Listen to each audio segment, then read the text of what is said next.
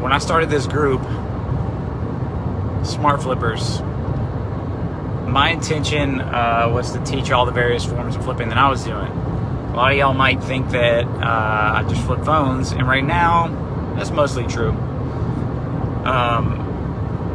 But I started flipping right before the pandemic, and what happened is supply was not there. There was just not many people moving around. It got hard to flip enough phones to make the kind of money that I wanted to make. And so a buddy was like, dude, flip weights. I mean, you can kill weights, dude, flip weights. And I just was like, no, I'm not gonna flip weights. Like, how am I gonna ship these weights? I just didn't get it. And then finally I was like, you know what? I want some weights for myself, but I also don't want to pay for them. And that was when I created like the second concept within this group is like, get what you want now, never pay for it. Do not pay for it. My friend Feldon posted a post the other day and he said, I want an iPad, I just don't want to pay for it. And I was like, bruh, flip a couple iPads and then have one for free, use it for 2 weeks, realize why everybody gets rid of them because they suck, they're not a laptop and they're not a phone, and then sell it and then keep your money.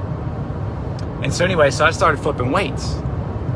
And obviously you need a truck, ideally you need a trailer, ideally.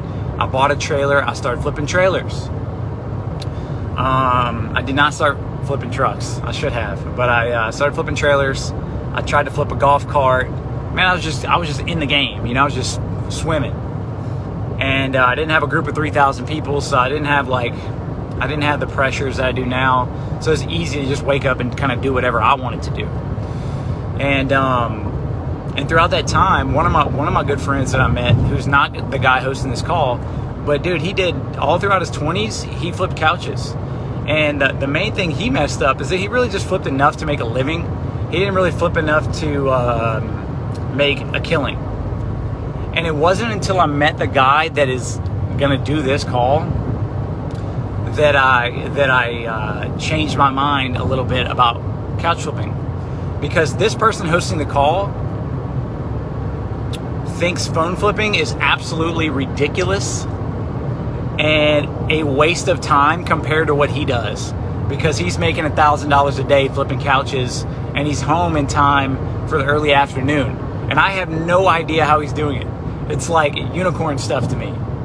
The same way you might think it's unicorn stuff when you see people getting a lot of phones, or you see them flipping a bunch of houses or flipping businesses and making hundreds of thousands of dollars in a day. And so when I posted about this the other day, Chris Kripe in True Form said something like, couch flipping can be good, it's just way harder than phone flipping. And I'm laughing to myself because when this certain individual came in this group, he said, y'all are crazy as hell. Like, so a couple of members had just gotten robbed, which, hey, that can happen. Listen to my episode on the Side Hustle Nation, and I cover that. You can get robbed. I have not been robbed, thank God. Anyway, this person makes $1,000 a day flipping couches, and I'm freaking fired up to find out how. I still have a truck and a trailer. I have help in my business. I got a little bit of time. I might have to flip some couches. But if I can't make $1,000 in a day, then I guess like I don't think of it as a business that I really want to spend too much time developing, right? But guys, $1,000 in a day. If anybody on this call is hitting $1,000 a day every day by lunch, come on now. Not many people are doing that in this business. Some are. I've hit that number many days. Many days. But I wasn't home by lunch, or my assistant wasn't home by lunch. She was home by dinner because she had a lot of work to do. And I was driving all over the place, dropping off money here and there and picking up phones here and there. And like, it was a hustle. And so the fact that this guy has figured out some method that doesn't even feel quite like a hustle, and I think it's just him and his wife knocking it out.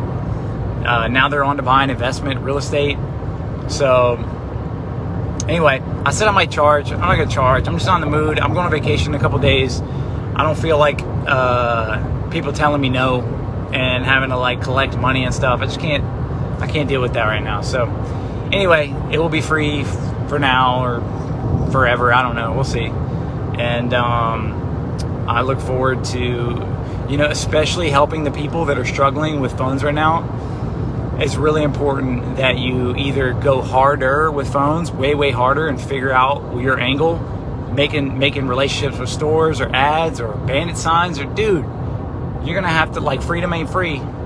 Freedom is gonna cost something, and it might cost some family time, and it might cost some friend time, it might cost some vacation time, but you're gonna have to get after it. And so if you're not feeling the kind of action that takes within the phone industry, I get it.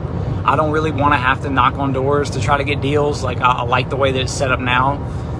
If that ever changed, then I would be hoping someone would have this conversation with me, saying like, hey, well, maybe you should figure out a new niche. And so I'm excited to see who takes this niche, runs with it, and rock and rolls. I think Scotty Lewis, you're a couch flipper too as well. So if you want to be on there and add your 2 cents, and there's nothing better than already knowing what to do and then catching a new angle from somebody that's doing it either different and doing as well as you, or doing it better than you and can blow your freaking mind. And that is how you excel. That is how you level up in business. Anyway, y'all are making me be a motivational speaker over here. I'll see y'all at 2 o'clock Central. Sorry, I got a guy behind me blinking at me, and I'm doing 80. This is crazy. Peace out, guys. Talk to you soon.